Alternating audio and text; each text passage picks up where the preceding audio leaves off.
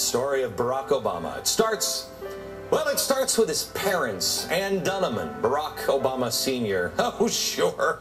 Sure, it begins like any other classic American love story when these two lovebirds met while taking a Russian language class. How many of our parents met there taking Russian back in 1960 at the height of the Cold War? Oh, I just can't count the numbers that met that way.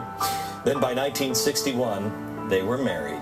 And later that very same year, Barack Obama Jr. was born. President Obama so movingly told this story during a speech commemorating the anniversary of the Civil Rights March in Selma. But something's stirring across the country because of what happened in Selma, Alabama, because some folks are willing to march across a bridge. And so they got together and Barack Obama Jr. was born. Oh, wait a minute. Didn't that march happen in 1965?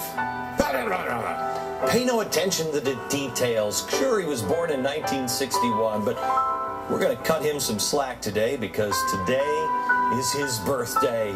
Oh, when little Barack Jr. was still 3 years old, still 1 year shy of the actual march in Selma, his parents divorced. Dad moved to Kenya and Mom married an Indonesian man. From ages 6 to 10, Barack Jr. attended school in Jakarta. Now, at the age of 10, living with his grandparents back in Hawaii, young Barack learned that, well, he needed somebody to watch over him. He was yearning for a father figure. He eventually gravitated towards a family friend named Frank. Sure, some would point out that Frank was also known as Frank Marshall Davis, a guy who had a really thick FBI file. Sure, but he would become his childhood mentor. Frank happened to be a communist. The good news is, Mom already spoke Russian, so they could just talk for hours. Nobody knows for sure what mentor and pupil talked about. Probably baseball or something else that teenage boys enjoy. But definitely not communist propaganda. But now, at 19, armed with a new world view and an eagerness to learn, Obama attended Columbia University. Of course, nothing ever bad comes out of Columbia. His mentor, Frank, would have been proud how he made use of his time there. Political discussions, the kind that at Occidental had once seemed so intense and purposeful, came to take on the flavor of the socialist conferences I sometimes attended at Cooper Union. Oh, sure, when he wasn't attending socialist conferences, and by the way, I remind you, he is definitely not a socialist, he stayed on campus and chose his friends carefully. To avoid being mistaken for such a sellout, I chose my friends carefully.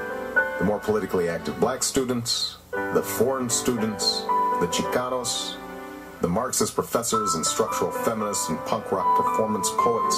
You know, once his Marxist professor friends completed his education, it was on to the real world. In his mid-20s, he moved to Chicago and became a community organizer. And while he was organizing things there, many friends and relationships budded. He met like-minded people like William Ayers. Ayers, one of the founding members of the Weather Underground, that participated in the bombing of the Pentagon in 1972 and other bombings of government buildings. Oh, please. America, it's his birthday. Stop your hate-mongering. Have you ever heard of forgiveness? Have you not made a mistake yourself? Okay, sure, you didn't blow up the Pentagon, but haven't you made mistakes? Of course, we make mistakes and we own up to them. We claim that they were a mistake and then we're forgiven and we move on. I don't regret anything I did to oppose the war. Anything I did to oppose the war, I don't regret. You wouldn't regret setting a bomb at a police station or setting a bomb at the Pentagon or the Capitol? You know, I don't look back on those things and regret them. Well, nice, kind people just kept popping up in Obama's adult life, like slumlord Tony Rezko helped him buy a nice house. Obama shared many dinners with former University of Chicago professor and terrorist sympathizer Rashid Khalidi. Obama thanked Khalidi for opening his eyes to the problems of the Palestinian and praised him in a send-off speech as Khalidi headed for Columbia University. About the same time, Obama also sought a relationship with God, and he eventually settled down with a quaint little Chicago church where his worldview continued to sprout. The government gives them the drugs, builds bigger prisons, passes a 3-strike law, and then wants us to sing God Bless America? No, no, no. Not God Bless America. God damn America. That's in the Bible for killing innocent people. I've looked in the Bible, but I'm still looking and just poring over the scriptures every day to find that. But life was turning out grand for President Obama. A communist family mentor, super radical friends, a wonderful church. Could life get any better? Could it?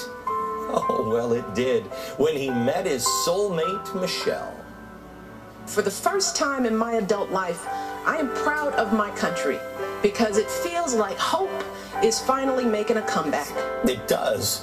Spiritually, physically, ideologically, the two were a perfect match. And they married, and the faithful Michelle would stand by her man on his political journey. Sure, in the old days, when he was running for the Illinois Senate way back in 1996, all the way to the Oval Office. Despite the meteoric success, Obama hasn't forgotten his roots, oh no. He is still honoring his communist child mentor with policy drafts. Oh, like some of them that you're about to see. And he's still networking and organizing and meeting new and even more radical friends every day. Like Green Czar Van Jones, the self-avowed communist. Science czar John Holdren, pro-putting sterilants in drinking water, forced abortions, and government confiscation of babies. Come on, you haven't said that. How many times have you said that in your Russian language class? The regulatory czar Cass Sunstein, champion for getting animals legal rights and representation. Energy czar Carol Browner, a socialist. I could go on forever about your crazy, wacky friends. But President Obama, that would take time away from you on your birthday. And I want to wish you happy birthday, but somehow it feels empty to me. It wouldn't be quite sufficient. So, Mr. President, let me say it this way.